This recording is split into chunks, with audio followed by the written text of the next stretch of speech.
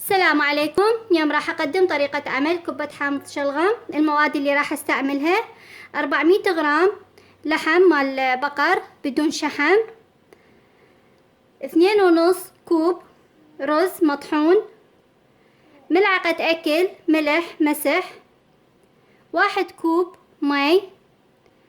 هسه راح أخلط المواد بخلاط الطعام.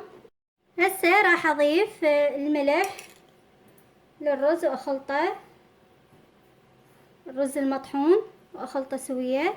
راح أضيف اللحم ويا الرز المطحون بالخلاط وأضيف له تدريجيا المي لحد ما تتكون عندي العجينة. هسه ضفت المواد، راح أبدي أخلطهم وأضيف المي بالتدريج.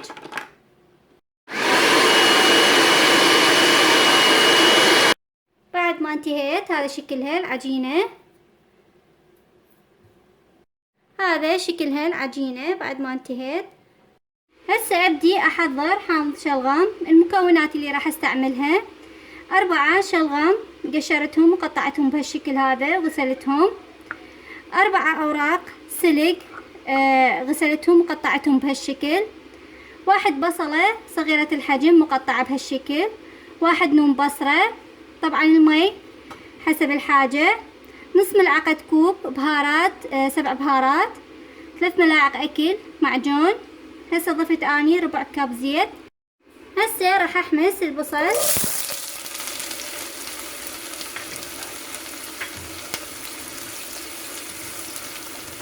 شوية يذبل، بعدين اضيف وياه الشلغم. هسه راح اضيف الشلغم واحمسه ويا البصل. هسه راح اضيف المعجون واحمسه. هسه راح اضيف السلق واحمسه واضيف البهارات.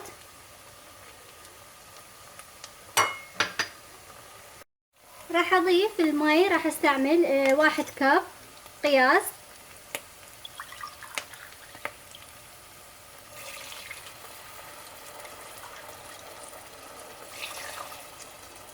ضفت 9 كاب مي. راح اضيف النوم بصرة. هسه اتركه لحد ما يفور.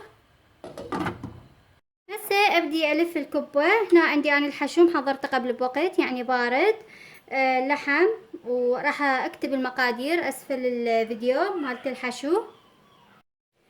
اخذت جزء من العجينة راح افتحها بهالشكل هذا،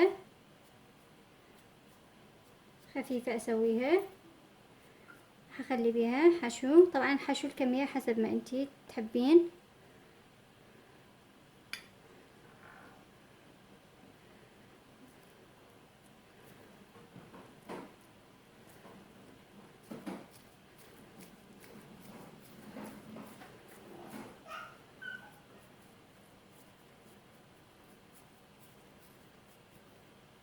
بالشكل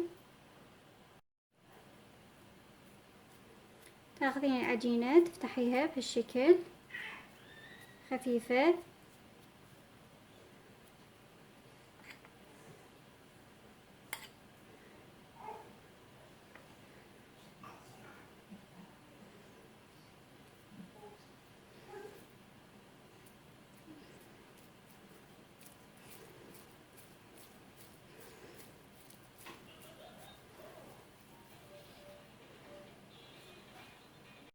بعد ما استوى عندي تقريبا راح اضيف له ملعقة كوب ملح. هنا اني خله قدر ثاني خله بيه مي حار وشوية ملح وربع ملعقة كركم. اضيف بيه اول شي الكبة. طبعا هذا الشي اختياري، ممكن تضيفين الكبة رأسا بالحامض شلغم الشوربة مالته. انا احب اضيفه اول شي بهذا المي.